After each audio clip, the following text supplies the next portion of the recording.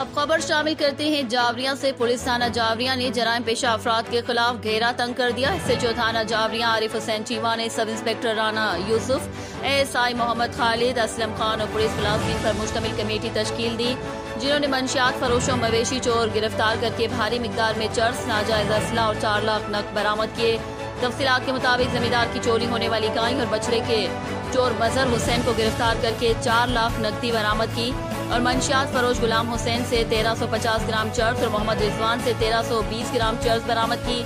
इरफान मोहम्मद, नौमान मोहम्मद, बिलाल, खुर्शीद और उस्मान कब्जे से 3 पिस्तौल और 1 कार्बिन बरामद करके मुकदमा दर्ज कर लिए मुलजिमों को जेल रवाना कर दिया गया। रिपोर्ट हाजी जफर अब्बास, ब्यूरो चीफ, झावरियां, सरगोदा।